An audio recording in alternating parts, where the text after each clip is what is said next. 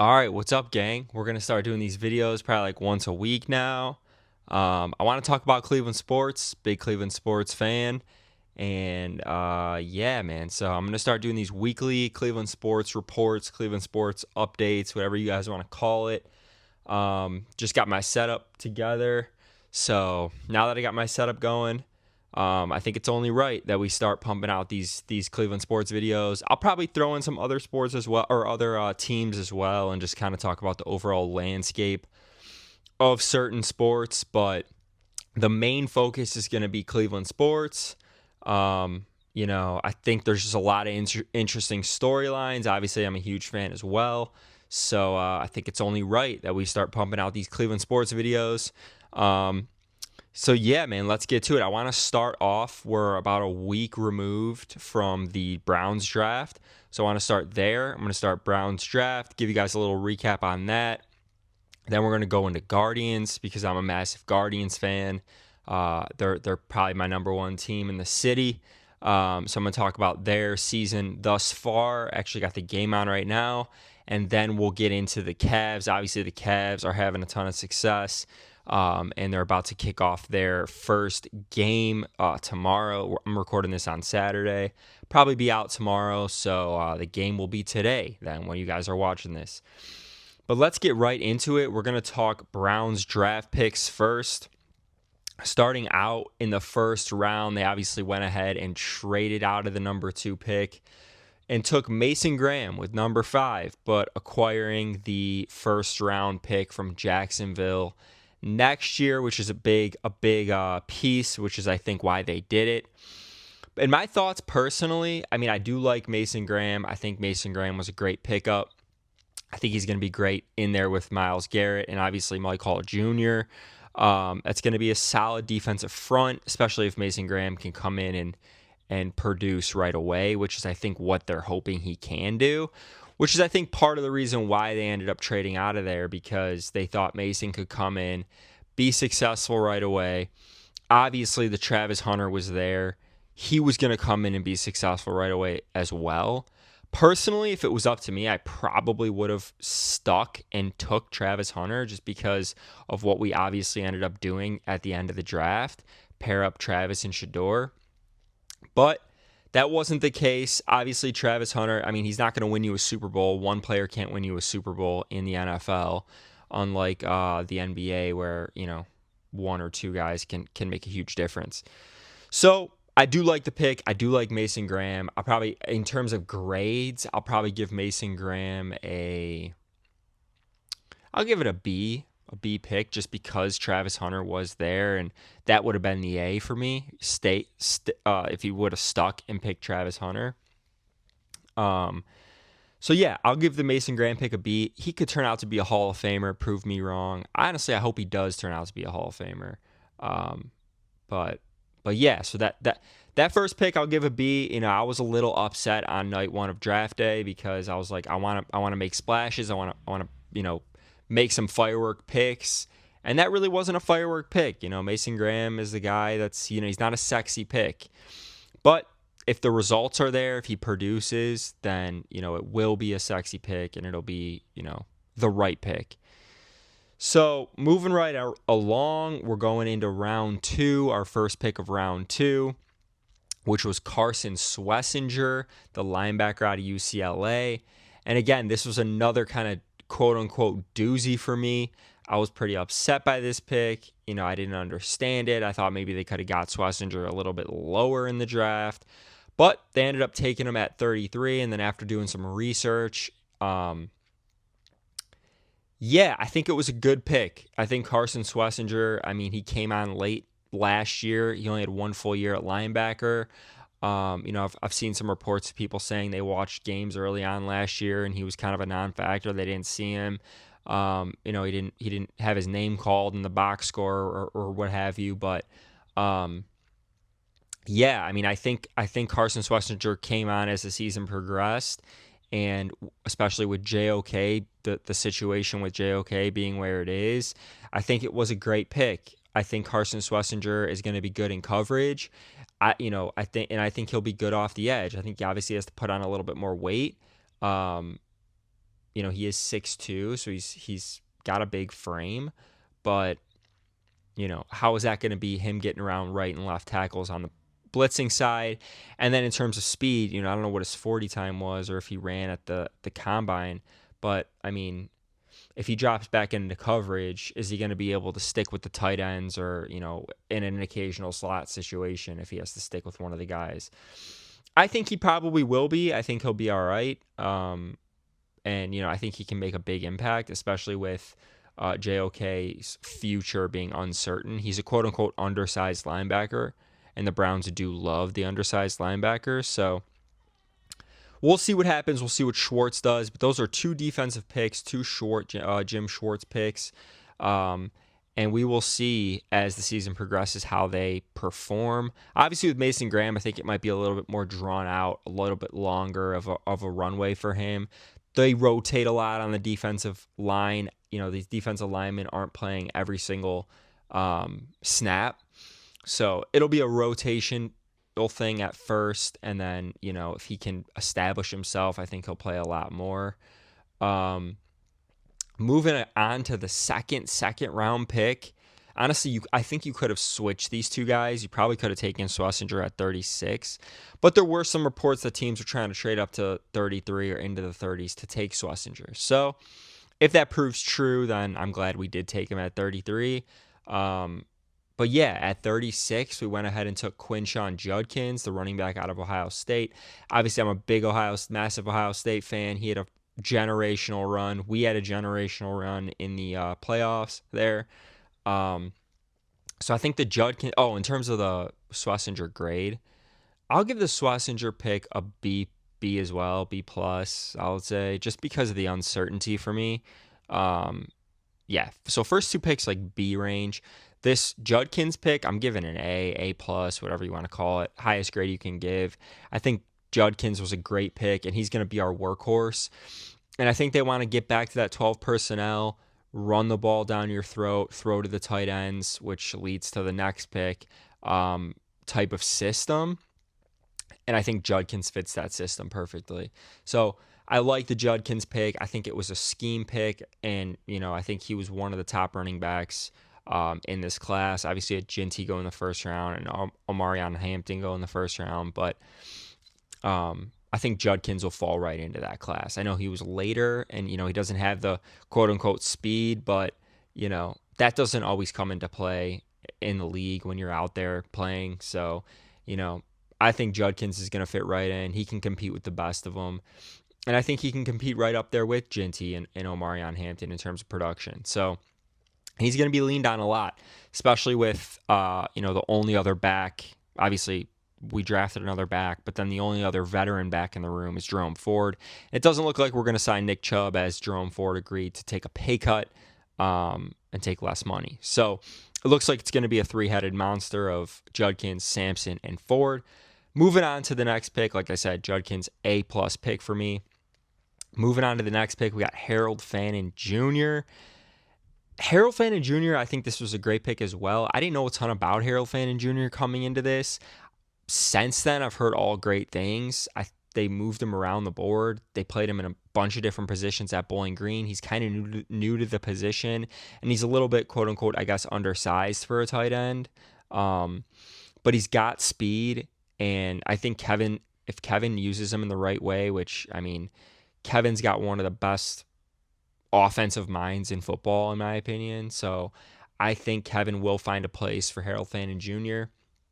Given this pick an A as well. I mean, I would have liked Elijah Arroyo at one of the picks in the second round, but knowing that they ended up getting a tight end that they loved in the third, I'm okay with passing on Arroyo. So I like the Harold Fannin Jr. pick. I think he'll be productive for us. I think the second round pick and the first third round pick, immediate contributors on this team, week one contributors. I think Mason Graham probably a week one contributor. We'll see how Carson Schlesinger adjusts and gets adjusted to the game speed. He may be a contributor week one. I think they want him to be, but I think that's up for debate. We'll see. They got Devin Bush. I think they signed a linebacker as well. We'll see on Schlesinger, but I think 3 of the top 4 picks will contribute right away, which is what Andrew Berry and Kevin Stefanski, I think, coming into this, were looking to do, especially coming off a 3-win season. Now, third round pick, 94, after Harold Fannin Jr., we take Dillon Gabriel, quarterback out of Oregon, finished in the Heisman race, had a phenomenal season last year, got blown out by the Buckeyes in the, second round of the playoffs, but got the bye week. They won the Big Ten. Man, Dillon Gabriel, he was phenomenal last year. And he's played at 3 different schools. This was his third school. He's played 6 years of college ball. And I think they really just fell in love with Dillon Gabriel. That's my perspective on this. I think the Andrew Berry and Kevin Stefanski identified Dillon Gabriel as their guy, and they fell in love with him. And I think that's the reason they drafted him. And honestly, as a fan, that's all I could ask for. If you fall in love with the guy in the process, you interview all these quarterbacks, and you identify this guy as your guy, then that's great. Take him, put your nuts on the table and take him. And that's what they did. And he was super high, super reach. I think they said that people had like a 150 grade on him in terms of pick number, and he went 94. It's a bit of a reach, but again, like Sean Payton identified Bo Nix as his guy. They took him, and everybody considered it to be a super high pick. And look what he did. He took them to the playoffs. So if Dillon Gabriel you identified as your guy, you vetted all these quarterbacks, and he was the one you liked the most, and you take him in a reach situation, that's great. Now, if he comes in and performs, and it sounds everything like to me, like, even in his phone call with Kevin and Andrew, he's like, the work starts now, this is the beginning. So those are all things you want to hear. You know he's going to come in. You know he's going to work really hard. I mean, he's done it at every level. He is undersized, but I mean, the kid's got a great arm. He can move around in the pocket. And he's not incredibly athletic, people say, like the Kyler Murray type athlete. But if he can maneuver the pocket the right way, and he can, adjust his game to the NFL, then I think he's going to have a ton of success. So, I love the Dillon Gabriel pick personally. I know there's a lot of people giving it a really low grade, bad grade, but to me, this is everything I want to see from an organization. If you identify a guy as your guy, go and get him. And that's what they did. And you can't fault them for it. I mean, it is what it is. If the results don't turn out, then your jobs are on the line. I mean, that's the reality. You won 3 games last year. If you don't produce at least a 500 team and show promise this year, there's a chance your job's on the line. Obviously, we can get into the situation with, getting the first round pick next year. And, Jimmy Haslam may give Barry runway to see that through. But I don't think they're going to survive another 3-win season. I really don't, especially with how Jimmy's been. I mean, he's proven to be a little bit more, willing to let his guys fix, the team or turn it around, quote unquote. Especially with not canning everyone this year. And he's said on record multiple times, I believe in Andrew, I believe in Kevin, they're the right guys for the job. But the noise gets really loud. If you win 3 games again, you lose 14 games. The noise in the city, the noise in the media, the noise everywhere is going to be very loud. And Jimmy's Jimmy, he might turn back to his old ways and prove us all that, what he said isn't true, and can everyone and bring in a new regime to draft, the quote unquote quarterback that they think they're going to get next year with that first round Jags pick. And then obviously if you win 3 games, you're going to have a high pick as well.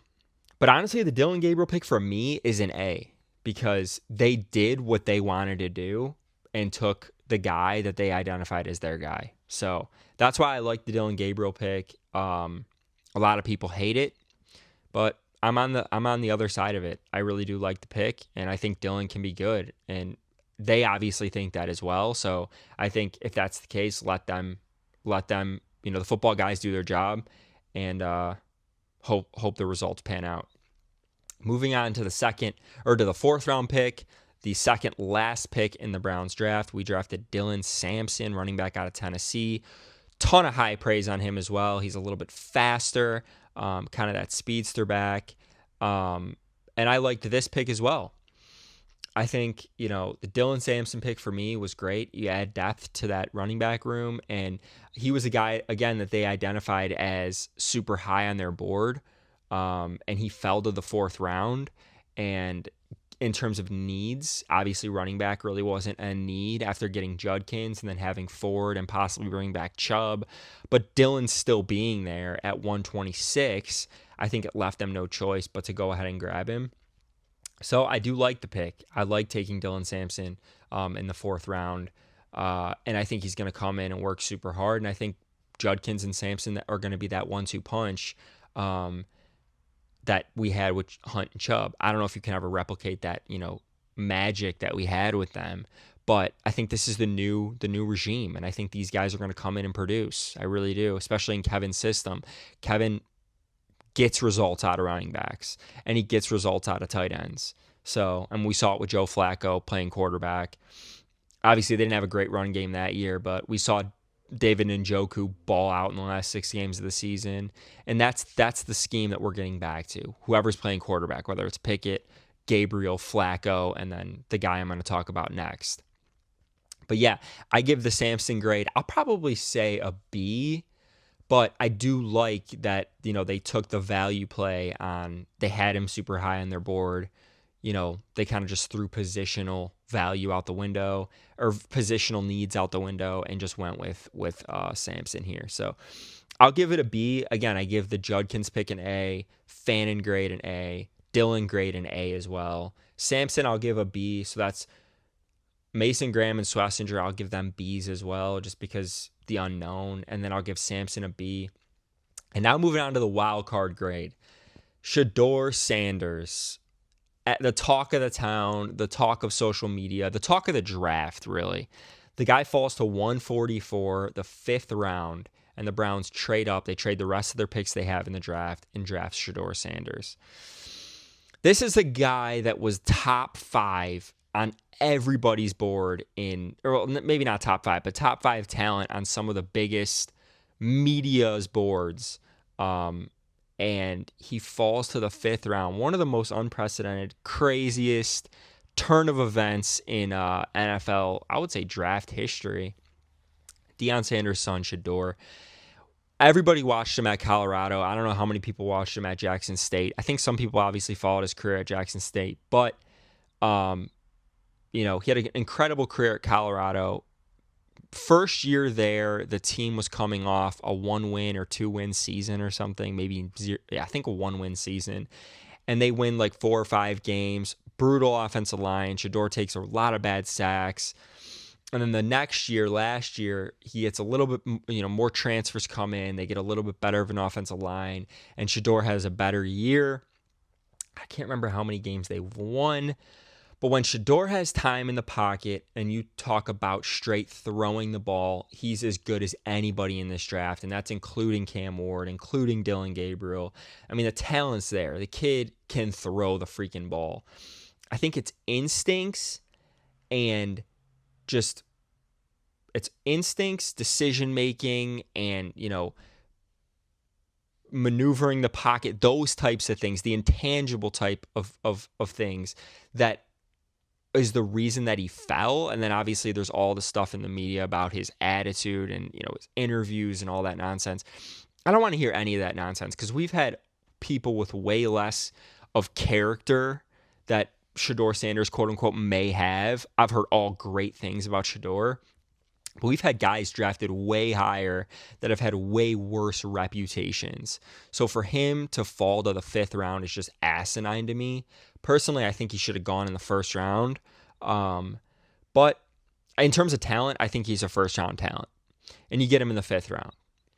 The reason I pick it as a wild card play for me is because the organization identified Gabriel as their guy, and they went and got him in the 3rd round.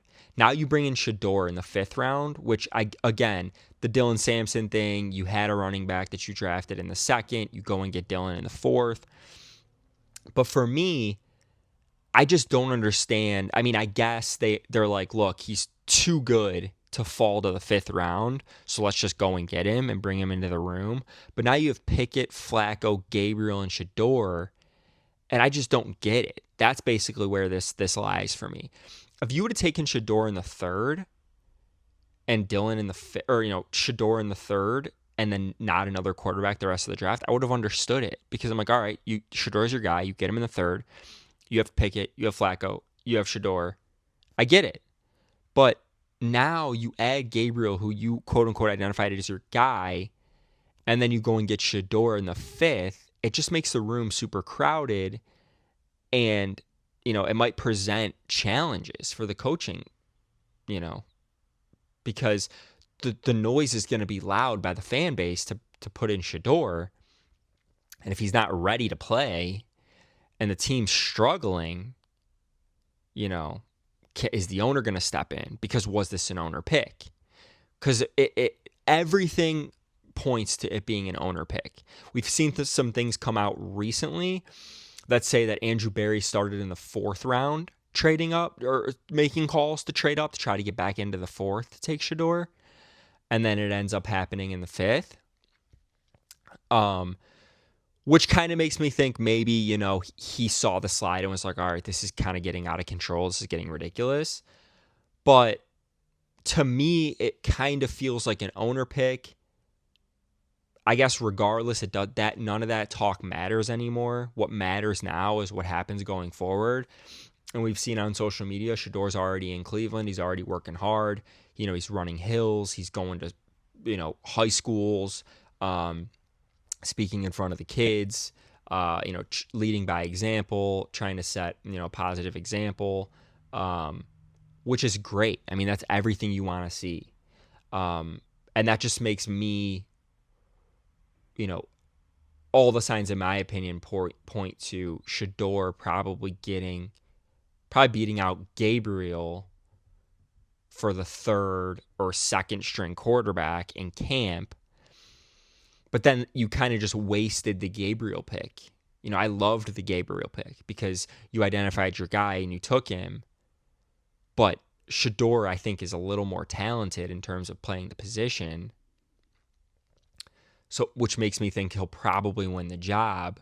But then what do you do with Gabriel? And did you just waste a third round pick because Gabriel's not going to play because Shedeur just beat him out? We'll see. I mean, hopefully they have a good old fashioned quarterback competition and we see may the best man win. I would love that. I don't know if that's going to be the case. I think you're going to have one of the vets play. Pickett or Flacco is going to play. And then Shedeur or Gabriel is going to win the job. Win the backup job, rather. And then you're going to have, two odd men out, one rookie and one vet. So, and you're probably going to deal one of them, which I would imagine you'd probably deal the vet. So you're going to have two rookie backups and a vet. If you stick with Flacco, the guy's 40. So you're probably going to, so then you have Flacco and two rookies, and one of the rookies is probably going to end up playing, or both of them, which I don't know if that's something you want. I mean, do you want to play one of the rookies this year? If it were me, I would almost say Pickett's the odd man out, in my opinion, because you keep Flacco for the vet experience, and he can play at any moment. I mean, the guy doesn't have to take any reps, practice reps in spring training, any practice reps in preseason, any practice reps anytime, or spring training, that's baseball, any practice reps in OTAs, training camp, preseason. You can put him in there week one and you'll get results just because of the experience the guy has. So then for me, it becomes a rookie versus rookie battle. And for me, I would play one of the rookies week one, whoever you identify as the better player, because you need to know if one of these rookies can play. Because if you caught lightning in a bottle with Gabriel or Shedeur, which I think in terms of talent you did, then you have 2 first rounds next year, and you can get a lineman and Caleb Downs if both of those picks fall into the top. If one falls into the top 10, you don't need to draft a quarterback, or one of those falls into the top 5. Jacksonville stinks, let's just say, which I don't think Jacksonville is going to stink. I think Jacksonville's going to be better than a lot of teams think. I think Trevor Lawrence is good, in my opinion. I mean, I like the kid. Travis Hunter's a stud, and Brian Thomas Jr. is an absolute stud. So the offense is incredible in Jacksonville. So I think Jacksonville's going to be good. I think they'll be in the teens. I think Jacksonville will be from 15 to 20. Now it comes down to the Browns. I mean, their over-unders on wins is 4.5. So Vegas doesn't think the Browns are going to win a lot of games. But again, that can change. That's just what Vegas is anticipating. They're anticipating the Browns to have a top 2 pick next year. And the reality is if one of the rookies plays, or both of the rookies play, and you have a top, and they're both, mediocre, and you have a top pick next year, do you draft another quarterback? Then you have 3, one rookie and 2 second-year guys. Are you just going to give up on them? Is another conversation. It's very interesting.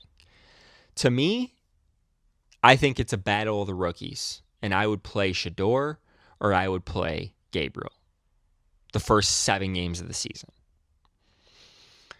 Just so you can get an answer on one of those guys. If it's Gabriel, you'll know through the first 7 games if the kid can play. If it's Shedeur, you'll know the first 7, 8 games if the kid can play. And if he can, you're in luck. I mean, you just hit the lottery if they can. Because then you can trade. I mean, then you can run with your quote-unquote franchise quarterback, whoever wins this battle between Shedeur and Gabriel. Draft Caleb Downs next year, or, an offensive tackle, whatever. So, but yeah, I give the Shedeur grade, again, I would give it probably an A, but in terms of fit for the Browns organization, it's just kind of like a question mark for me, just because I don't understand what their thinking was, which makes me think the owner intervened. But I hope not. I hope Andrew Berry did make this pick. And, I hope a room of Pickett, Flacco, Gabriel, Shedeur, I hope one of those guys works out and you win a lot of games next year, because I know Kevin wants to. And I don't know if publicly Barry and Kevin can make it through another regime or another season of a 3-win season, because the noise gets really loud. So that does it on my Browns review ranking. Mason Graham, B. Schlesinger, B. Judkins, A+. Fannin, A+. Gabriel, A, because I like what you did there. Sampson, I'll go B or B+. And Shedeur, for me, it's an A in terms of talent, but in terms of fit, it's kind of a question mark for me. Just because I don't know what their thinking was, But I love Shedeur. I think Shedeur Sanders is going to come in, and I think in terms of talent, he's going to win the job over Gabriel. And then it's going to be a question of who starts. Do they want to start a vet, or do they want to start a rookie? So that does it for the Browns for me. I'm going to move on to the Guardians. If you're here for just Browns, you can go ahead, and I'll see you guys next week. I'm sure we'll have more news by this time next week. And I'll make another video recapping the week for whatever happened in the Browns lore, if you will, the Browns regime. Moving on to the Guardians. Massive Guardians fan here. Massive baseball fan here. It's been an interesting season. It's been a kind of up and down season. We're on the road versus the Blue Jays, coming off that 1-3 lost one versus the Twins, which was great. That was a phenomenal series. Jose sprained his ankle. It sounds like he doesn't have a brace on it. Maybe they give him a few more days off and he comes back at the end of the week next, or, give him the week off and bring him back next weekend or something. We'll see. We lost to the Blue Jays yesterday. We got the Blue Jays right now. It's the bottom of the 8th. We're down 3-1. Schneemann hit a home run. Gavin Williams pitched okay, but he only pitched 4 innings. Got a lot of hits off of him. gave up a home run on the first pitch of the game, which is the second time he's done that, which is insane to me. And the lineup's just not good. The lineup is not great. You have Jose, you have Kwan, Manzardo, who's proven he can hit for power. Arias has been up and down.